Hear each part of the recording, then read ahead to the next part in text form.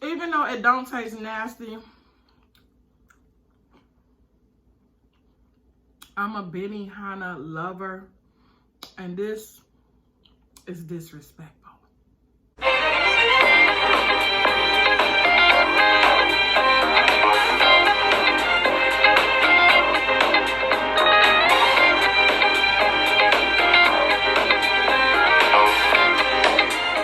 It's Miss Renee, and welcome back to another episode of Mukbangs and Money.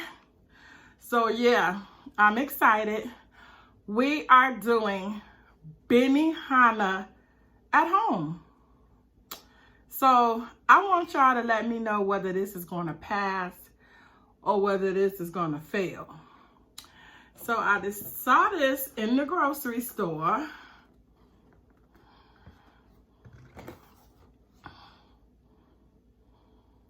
Thumbnail: Benihana Japanese Steakhouse Hibachi Chicken and Rice. Now y'all know I loves me some Benihana Hibachi Chicken and Rice with all the garlic butter that they got back there in the back. Put all the garlic butter that y'all got back there in the back and just throw it on. Just throw it on there. That's how much I love it. But they make theirs with jasmine rice. I mean, do they make theirs with jasmine rice at Benihana? I don't know. But anyway, we're about to find out whether this is a pass or whether this is a fail. So let us say our grace. Lord, thank you for the food that we're about to receive, for the nourishment of our body. In Jesus' name, amen. Now, you know I don't like nothing that take 4 minutes to cook. But they give it to you in this container right here. And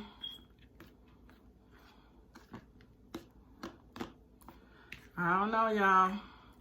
They don't give you a lot, because you know when I go to Benihana, I ask for the double portion of the hookup now. But we have it. So I had to make me some zucchini, onions, and mushrooms right here on the side. I got the big colossal shrimp right here. We got the I always forget what these are called. I want to call them scampi, but they not scampi. Y'all know what they are. I forgot. And I also got the big fried shrimp. Big fried shrimp. I decided to fry some shrimp this time. And also fry the scallops. That's what they call it. They call it scallops. Okay, yeah. So, how y'all doing today? It's rainy here in Michigan. They talking about rain mixed with snow. Got some Snapple peach tea.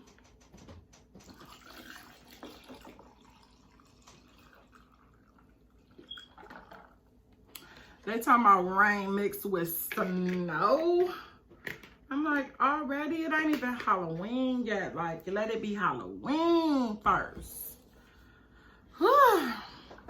Y'all, all right. So, you know, I mean, I'm missing a lot of stuff. You know, usually I get my sushi. I almost went and got some sushi too, because I like my sushi with my Benihana. But, you know, and then we have our little sauces, the little sauces that we have on the side. I usually pour like some sauce on my stuff. Like, I don't know, y'all. I don't know if this is going to be good. Let's see. And it's, I don't know.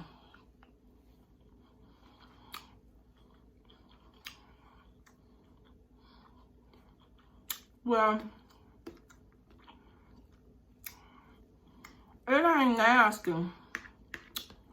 But, you know, it ain't got that good old garlic butter on there.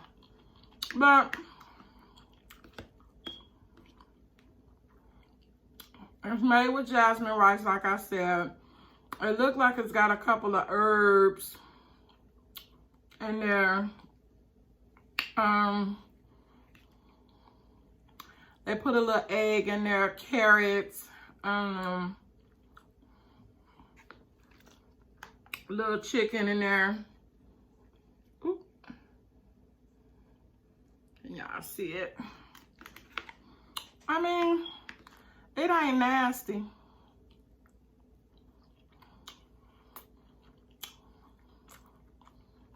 I don't know.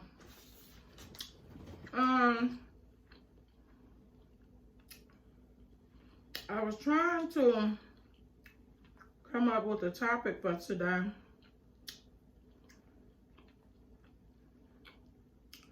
I really don't know if I want to talk about anything.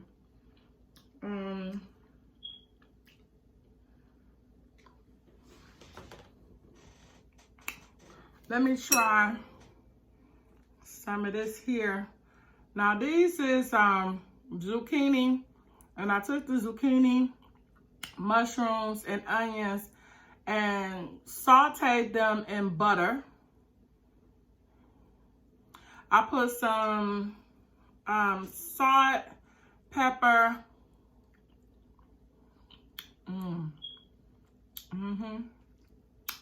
garlic powder,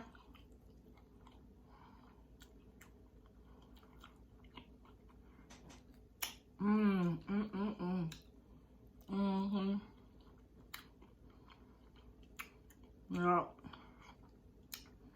So good. And I took the shrimp and scallops, and I sauteed them in butter with some Cajun, like some Old Bay butter. I put some fresh garlic in there, garlic cloves, salt, pepper, garlic powder.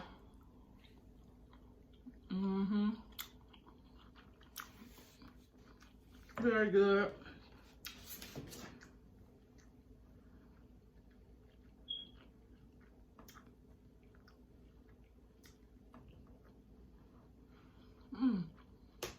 Very good topic. Sometimes I only need to see one thing and it'll pop it off of me.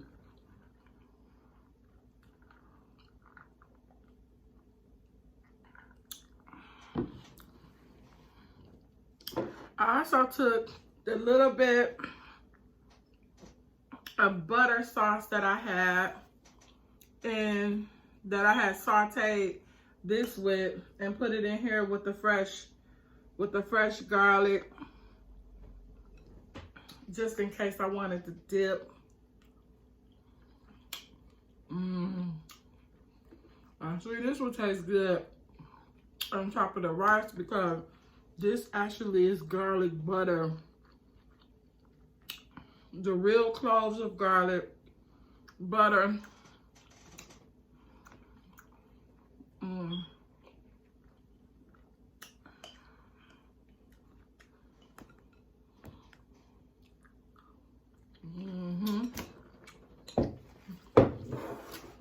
Oh yeah. So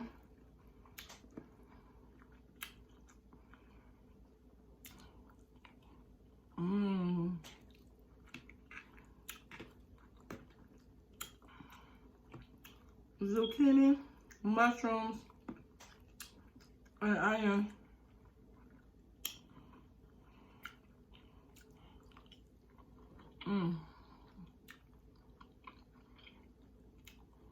And we're talking real butter.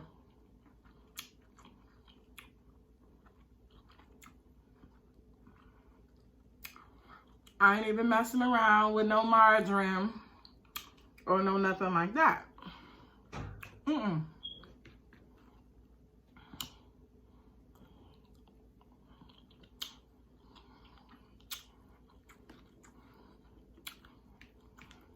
Well, it was like, I think this was like $6. about the size, about how much a side of rice costs in the first place. So just call your order in and go pick it up. Because even though it don't taste nasty, I'm a Benihana lover, and this is disrespectful. That's all I'm gonna say about that. It's disrespectful. No.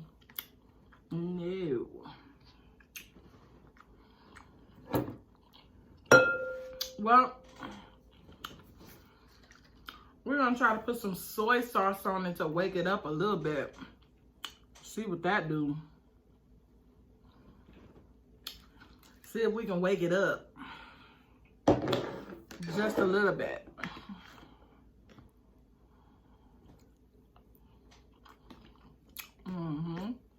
Okay.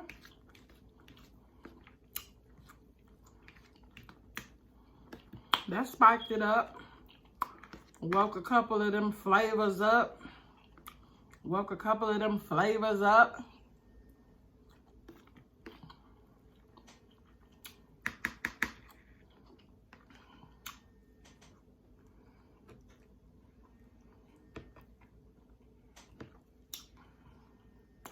Zucchini.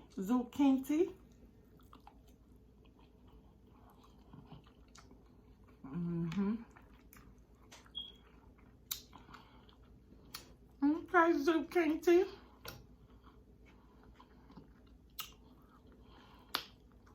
Try one of my fried scallops.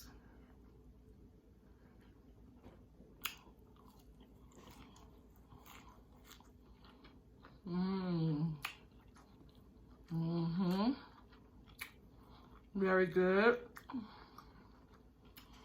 I fried it with a mixture of flour and cornmeal. So that's good.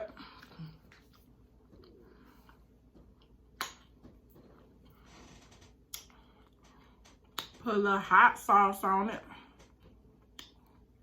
Make it do what it do.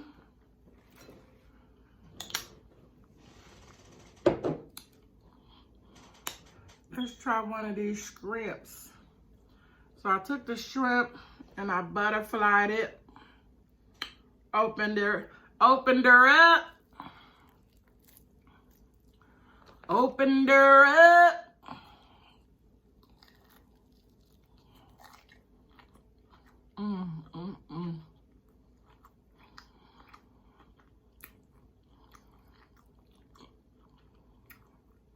Fried butterfly.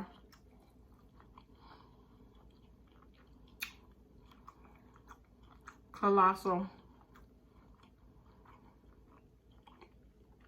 These are what you call like mega prawns because they're so big. I've showed y'all before they almost, it's bigger than this before it even curled up. Like these mugs is huge.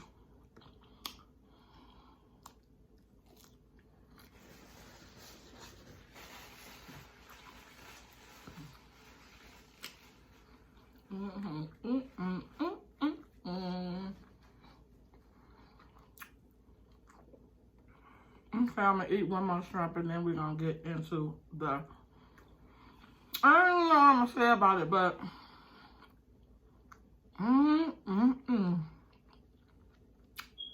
this one, ooh, is deep.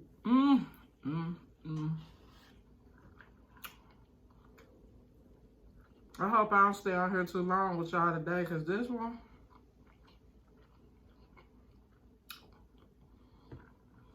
we can talk about this one forever.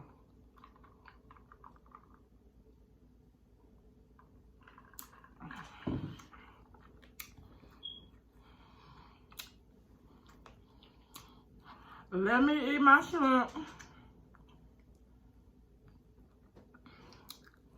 I wants to dip it.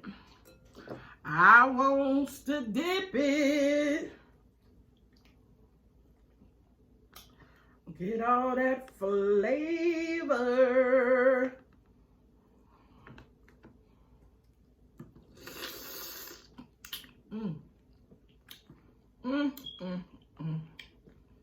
That garlic butter.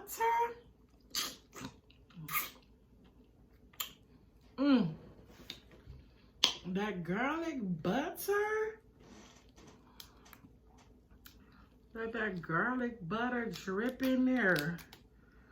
Let that garlic butter drip in there.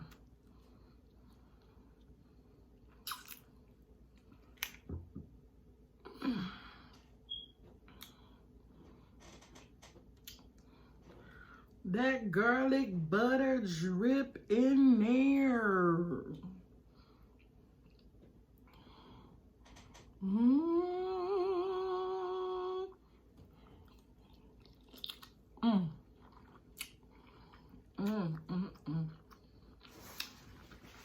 Boy, oh boy.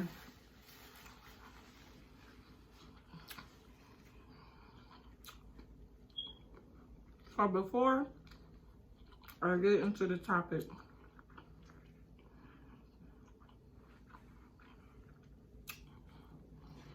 for all my Game of Thrones lovers, they got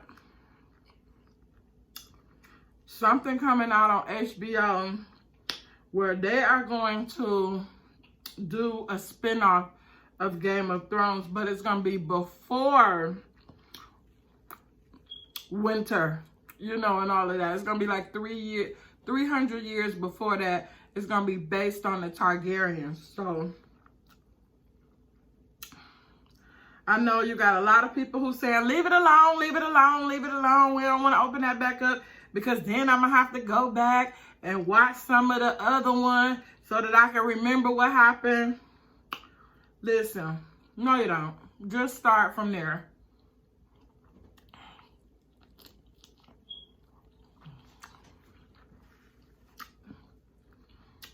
I mean, if you want to, you can watch that one and then go watch Game of Thrones again. Like, ain't nobody gonna be mad about watching Game of Thrones another time. Or you can just go read the book Fire and Ice. And get you a whole new perspective. Because the movie ain't never have nothing on the book. Okay. So we got that out the way.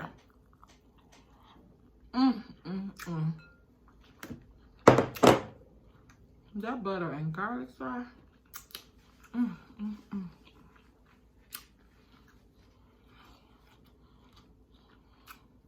So, I got another update about my weight loss progress. So I did my orientation. Went to my orientation. They gave me all my paperwork. I filled all my paperwork out. And now the next step is to go to my first appointment with the doctor. On your first appointment with the doctor, they just assign you a insurance worker. She worked closely with you to make sure that money's coming through, because they're not playing with you. They need that bread. I'm going to do some research and see exactly how much, you know, weight loss surgery is, but I'm sure it's a lot. We're talking about the pre-visits, the actual surgery, and then the visits after the surgery. I mean, like, the whole process, they getting money for a whole year, because you have to go through a 6-month process before you even have the surgery. And then they're going to follow up with you for 6 months to a year after you have the surgery. So,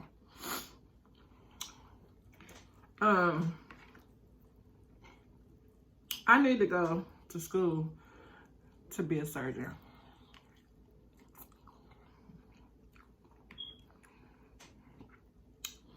a weight loss surgeon in particular. And honey, they getting that bread. Anyway,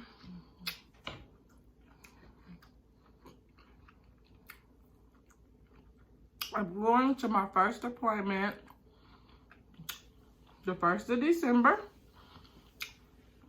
So I'm excited. They said it's gonna take about 2 hours. Cause you gotta take all these tests. They gotta take your blood, they gotta take your urine. They gotta do all kind of stuff. Ask you about your mama, your grandmother, your great-grandmother, and your daddy, and your sister and your cousin removed on your grandma's side. Okay.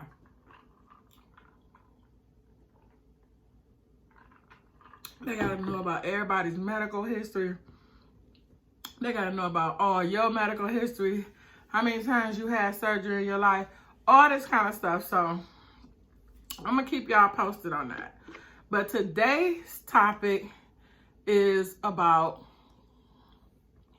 love.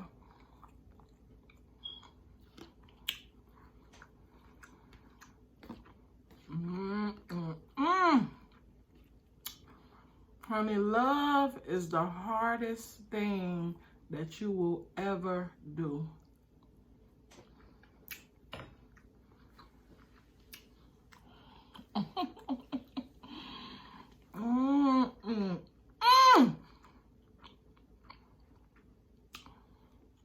Love.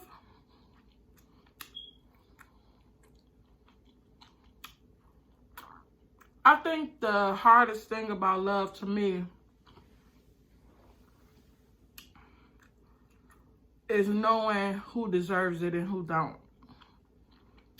I mean, actually loving somebody is not really hard. The hard part is trying to figure out who deserves it and who don't.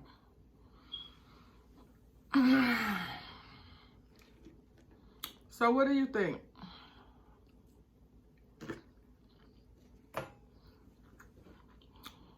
Because everybody don't deserve your love, right?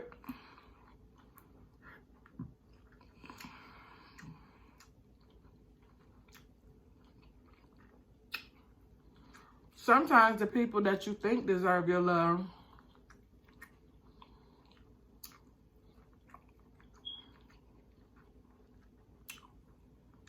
they hard to love. Let's just say the love that you have for your kids. You love your kids. You grow up giving them everything they want.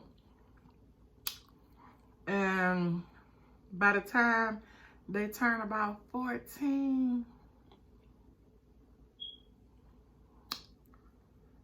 woo! I just done had real live thoughts about giving you back. Like, is there somewhere I can drop a kid off legally and not go to jail for it? I ain't playing. Y'all know I ain't playing out there. Y'all know I am not playing out here. Baby, some of these kids make you want to be like, you know what?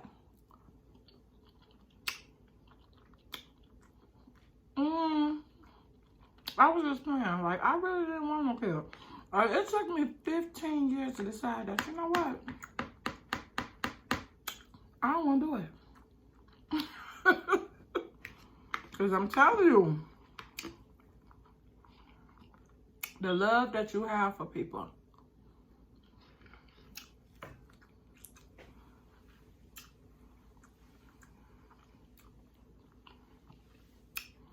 The love that you have for your mother.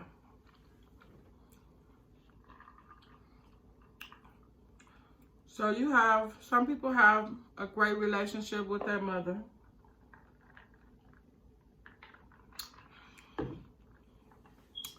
Some people's mother abandoned them as a child.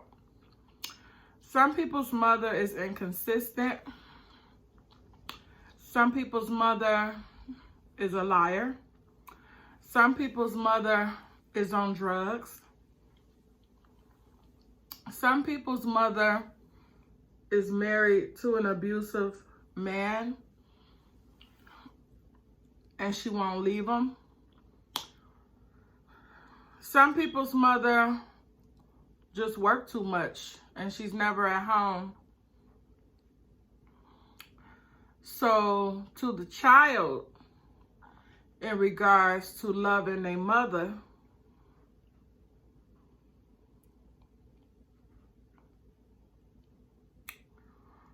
it gets hard sometimes. Love is the hardest thing you'll ever do. Same thing with the fathers. The fathers, they claim they love the children. But where you been, Dad? Where are you? Every time I see you, you claim that you love me.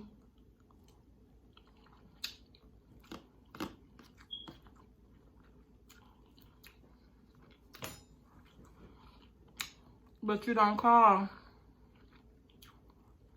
Does that mean the dad doesn't love the son or the daughter? Who's to say?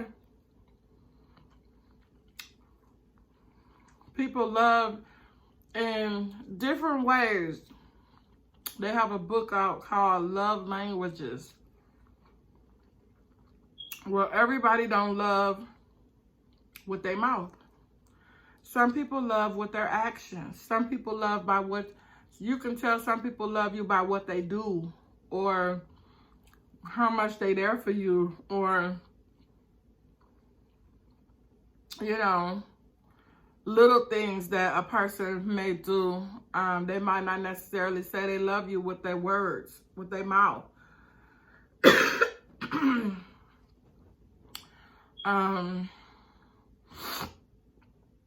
You have to figure out, when do you cut your love off? Like, you know, having a best friend for 5 years straight, and then all of a sudden, you know, something happens to where maybe you get pregnant and y'all can't hang out like y'all used to or whatever. Like, you know, then there's the long distance love, to where we might not hang out every day and see each other every day, but I still love you.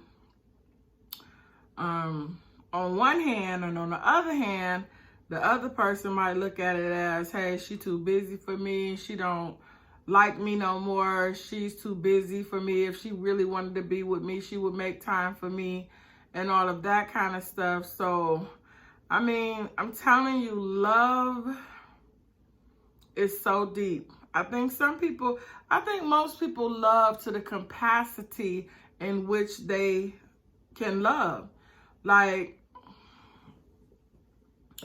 Like if I had this bottle right here, you know, this bottle is this long, which means this is full capacity of love. Like 100% capacity of love. Some people can't love you past this point right here. Like, you would like the rest of this love right here, but they only gonna give you this much because that's all they can do. This is how much they can love. That's it. You know, you say, Renee, well, they could love you if they wanted to. Yeah. But, you know, people have put up so many walls and have put up so So, you know, their fears won't let them. That's what won't let them. Not really because they don't want to, but the fear of loving you and being hurt by you, you know, not particularly you, but just being hurt, period, by people. You know, it's, you know, it's people's mechanism and way of not being hurt is to just never open the door, period. And if I do open the door, I'm going to open the door just to look out enough and say hello. But I always want to keep that door to where I can shut it real quick because I ain't going to be hurt by you. And,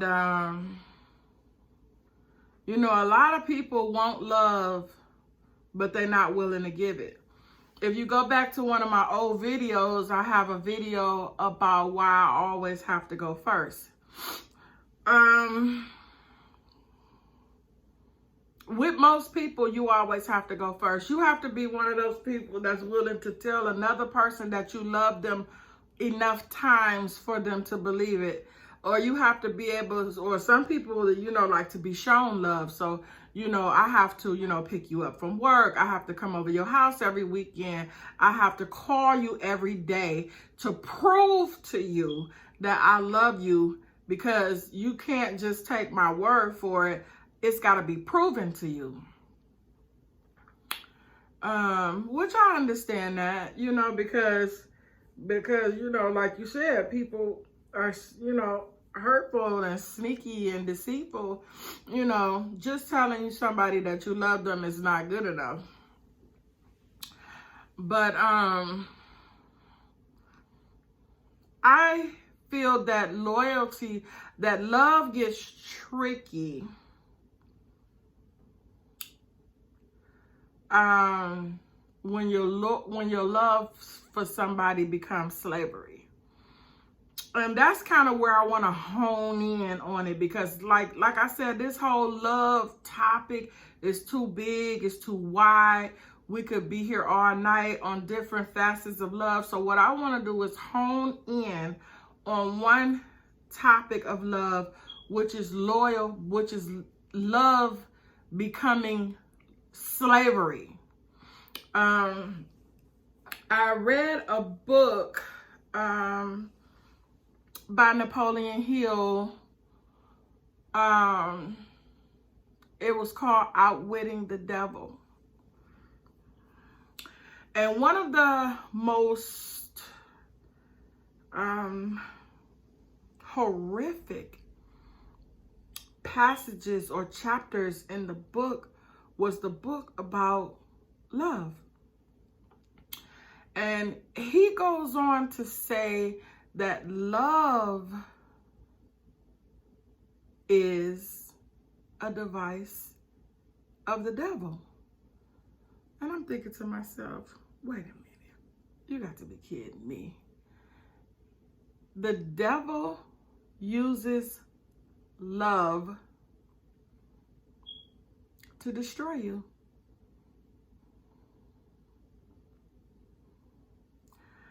When I finally grasped the concept of what that meant, it almost brought tears to my eyes, because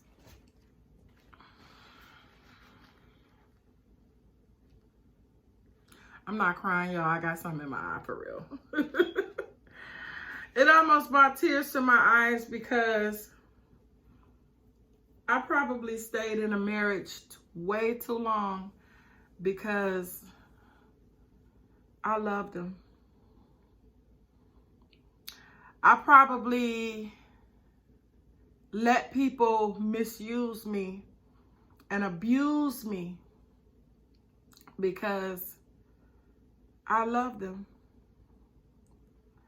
I probably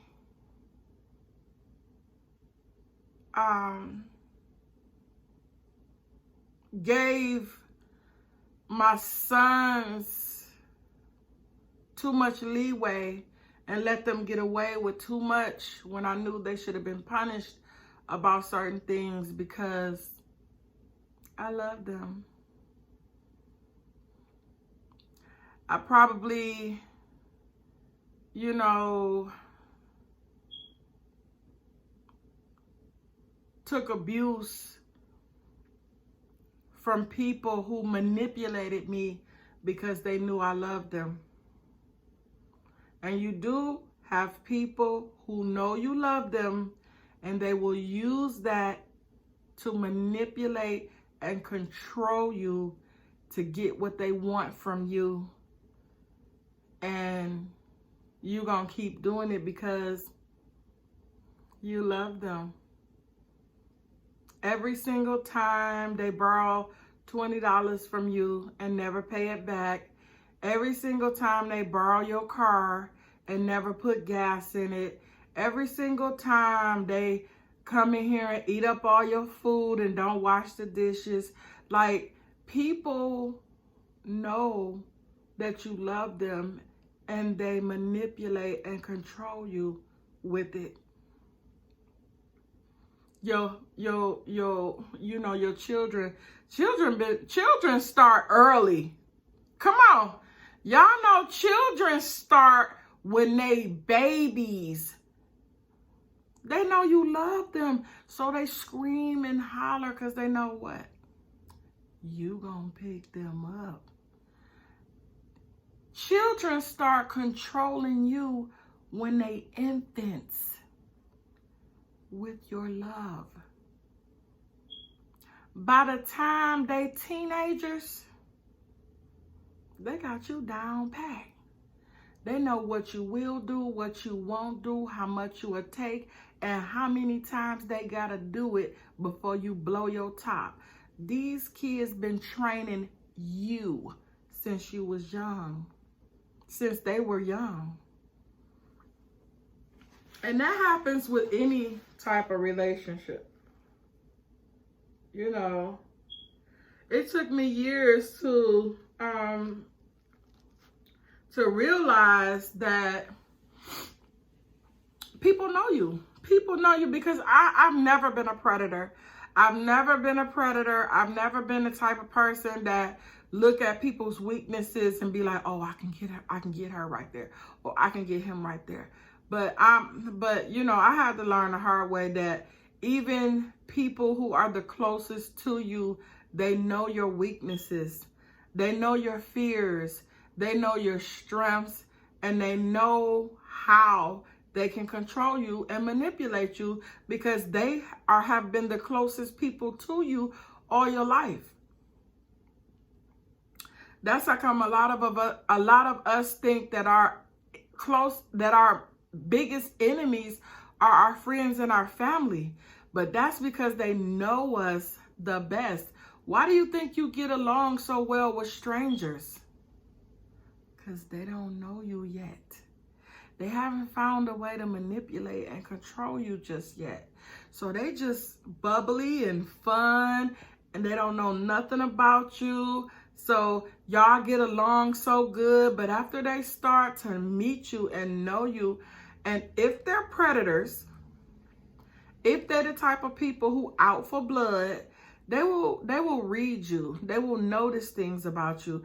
They will notice your habits and notice little things about you. And next thing you know, they'll start to do a little, you know, just to see what you do. Like, let me hit her with this and see if she get mad. Oh, well, let me ask her for $3 first, and then next year I'll start asking her for $20, and then 6 months from now I'll start asking her for $50, because I know she really like me and she's desperate for friendship, so she don't really have no other friend. I mean, I'm telling you, I didn't realize that people were actually predators like this. Like, it's people out here who are very cunning and very observant, you know. And I hate to say it, but I was green as a cucumber, green as a green apple, green. Like, I was a church girl. Even though I had criminals and stuff like that in my family, I was not privy to any of that type of stuff. I'm telling you, I played hopscotch jacks. I was a cheerleader. You know, I went outside, I played till the street lights came on. We rode our bikes. I mean, I had no idea about thugging, about hood life, about manipulation, control, none of that kind of stuff. So people was able to get me good. People was able to get me good. Like, seriously. The only thing is, I might have had a little mean streak though. So, you know, once I figured out things, you know, I knew how to make things hard for you though. You know, I've always been very, very smart, you know. So once I do realize and that you done got down on me, you know, I'm very smart about manipulating and controlling the situation after that. I'm the type of person that actually make you feel like you in control when you really not. So, you know, that's how I am. You know, people always do their best, and, you know, they figure, you know, if they got you under control, then they can defeat you. But actually, I got a plan so deep that I'm about to finagle my way out of your sight without you even realizing I left. So, yeah, I just believe that people use the fact that you love them to hurt you. I've seen men do it all the time. If they can't get what they want, you know, they'll hang up on the woman and not answer the phone for a while, because, you know, she'll be just frantic and going crazy knowing that, you know, she didn't give you what you wanted, so now you hung up on her and you won't answer the phone, you know. Or you left the house and she won't come back, and you know, because she said you can't use the car or something like that. Like, I know men use that. Women use it too. Women are users. Women have flipped the whole script on you. Women have been hurt so bad, baby, you better watch out for a woman right now. Women are committing men sort of crimes now. Women are so cold, baby. I'm talking cold out here. It's cold out here now, baby. Because when you don't let a woman flip to what men do, it done got cold out here. I'm telling you. So, don't let your loyalty to somebody become slavery. You know, I see it happening with husbands and wives. You know, people always say stuff like, you know, I don't think that couples were meant not to have their own opinion. You know, if my husband don't like something, it doesn't mean I necessarily don't like it because he don't like it. You know, but I see a lot of couples, a lot of people out here like, oh, you don't like Ann? I don't like Ann. Oh, you didn't like that movie? I don't like that movie. I mean, wow. Like, have your own brain, have your own mind. You know, you feel like if I do something that they don't like, then it's going to affect my relationship or my marriage because she don't like that restaurant. I better not go to that restaurant because she don't like that restaurant. You know, I mean, I don't know. I feel like me and my husband are married, but I do have my own brain. I do have my own character.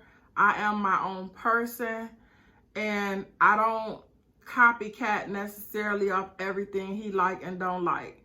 You know, there are things that he like, you know, and he probably may feel strongly about me not doing something.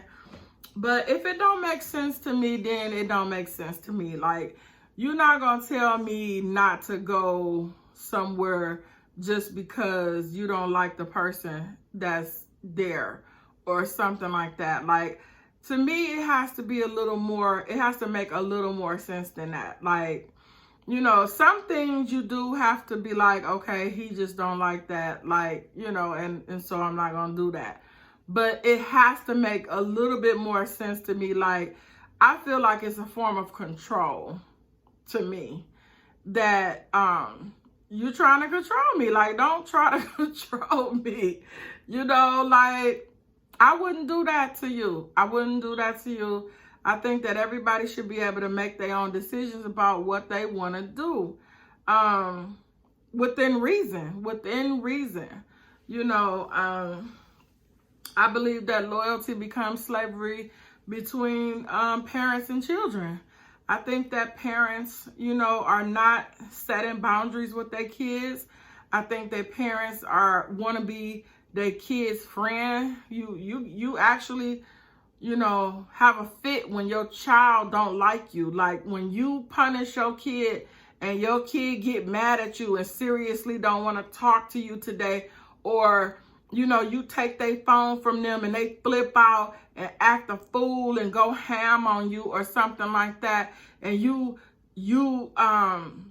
scared of your children, or you know, you let them blow up in your face, put their finger in your face and cuss at you and all of that kind of stuff, like, because you scared to set boundaries with your kid. If you had to set boundaries with your kids when they was 3 and 4 years old, you wouldn't be going through this. But you thought it was cute. You thought it was cute to let stuff slide. Why? Because you love them. Because they so cute. Look at them. Did you hear him cuss? Oh, girl, he done cussed them. Oh, he's so cute. When you should have been handling that. You know, now the cute little boy is up in your face cussing you out and taking your car keys and stealing your money. Because you didn't love your child enough to set boundaries with them. No, you didn't love yourself enough. I'm sorry. You loved them too much, and you didn't love yourself enough to set boundaries with your kids. You know, and that goes with sisters and brothers and family members and stuff too. I have seen family members know that other family members was dead wrong about something, and you still have their back. I can't do it. See, that's another thing. That's really what I was trying to say about the husband and wife thing. When you know that your spouse is wrong about something and you still got their back, you wrong. I don't care what nobody say. You can debate with me. You can say it all you want to. But if my husband is wrong about something, he wrong. Now, I might not say it in front of you, but when me and him get some time together, I'm going to let him know that was not right. I am not riding with you on that. That's wrong. And if you want to be wrong, you can go ahead and be wrong, but do not expect me to be wrong with you. And any husband and wife out here, that any husband who asks their wife to be wrong, you know what? I mean, I can't even say what I want to say on here because this is a Christian family show. But I just feel like any man out there that's asking a woman to do something or be wrong for them, your husband don't really love you. There you go. I done said it. I just said it. It ain't really love. A man would never put his wife in jeopardy. A man would never ask his woman to do nothing wrong, ask her to lie, ask her to cheat, steal, rob with him, sell drugs with him, sell dope with him, cut the weed up, roll the weed up, all that kind of stuff. A real man would not do that. A man who actually really loves you, a man is to protect and provide for his wife. And if you telling your wife to do something that's wrong, you wrong and you don't love her. That's it. And same thing, vice versa. You should not let your loyalty become slavery to nobody, to your brother, to your sister, to your mother, to nobody. Stop loving people so much to where you putting yourself in jeopardy. You can love someone too much. You can. You can love somebody too much. The devil uses love as a device to ruin you. How many times have you laid in your bed crying because you forgave a man who cheated on you again? Because you forgave a man who hit you again? Because you forgave one of your kids who stole your money again? Your kids won't act right in school. They partying, hanging out, and getting high and doing all that kind of stuff. And you refuse to set boundaries. You refuse to let go. You refuse to put them out. You refuse to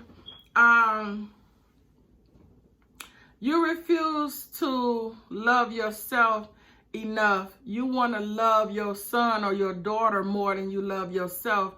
And now you out of a car, or they done burnt your house down or got your house shot up, or whatever the case may be, and you still just want to put them out. Why?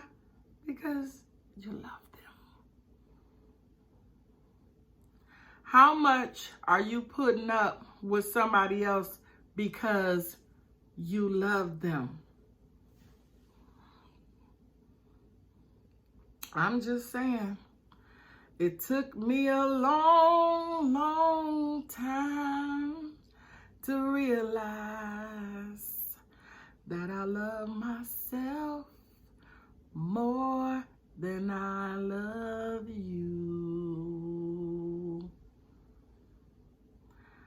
And I'm not going to let myself go down for you, 'cause you don't care if I go down. So bye-bye. That was the weakest song ever, with the weakest melody ever. But, yeah, I just, it took me a long time. I'm almost 50 years old. And I'm telling you, it took me a long time to realize that I was just being had. And somebody told me one time, if you don't do this, this is what love is. This is what love is about. You have to go through all of this pain. You have to let me inflict all of this pain on you because you love me and I love you. And no matter what, we're supposed to be together forever, because that's what love is about.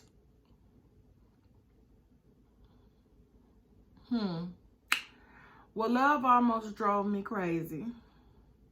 Love almost made me kill myself. Love almost made me kill somebody else.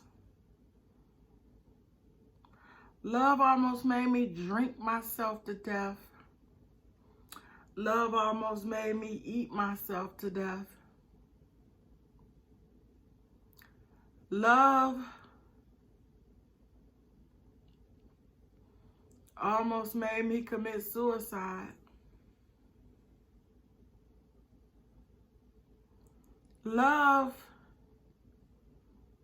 made me go out on a limb for people who didn't deserve it.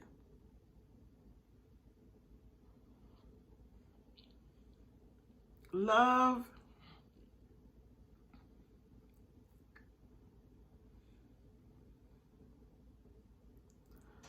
was one of the things that hurt me more than anything in my life, because I was lonely. I wanted love, so I let my friends misuse me. I let men abuse me mentally, physically, sexually. I just gave my whole self up to people in the name of love. And it almost took me up out of here. Because when I look back, the love was only really flowing in one direction. I mean, they would throw you little trinkets, you know, here, catch this, you know, just to make you feel like, you know, I love you, you know, I love you, you know. But most of the love was coming from one direction. So that's why I had to change my friendships. I had to change what kind of man I dated. I had to change my whole environment, my job. I had to switch churches. I had to be by myself for a long time because I needed time to heal from all of the hurt and all the pain that I had been through by other people. And I'm going to tell you the thing too that's very hard, especially for me and especially for those of you who love real hard. That even though you don't even mess with certain people no more, you still love them. You still, I'm telling you, it's just something in you that still want to be around those people because you genuinely love them. But as you can see, they living just fine without you. They wouldn't care if you called. They wouldn't care if you didn't never come back over. They wouldn't care if you never step foot in their life ever again. They living their whole life without you. But you sit around and you think about them and you love because you really love them. But you know that this person is not good for you, so you have to stay away. Anyway, that's it. That's too long. I want y'all to make sure y'all examine each relationship that y'all have in your life and figure out whether this person deserves your love or not. If they don't, get out of the relationship and be alone for a little while and heal. This Miss Renee. I am signing out till the next episode. I love you and I hope we all make it.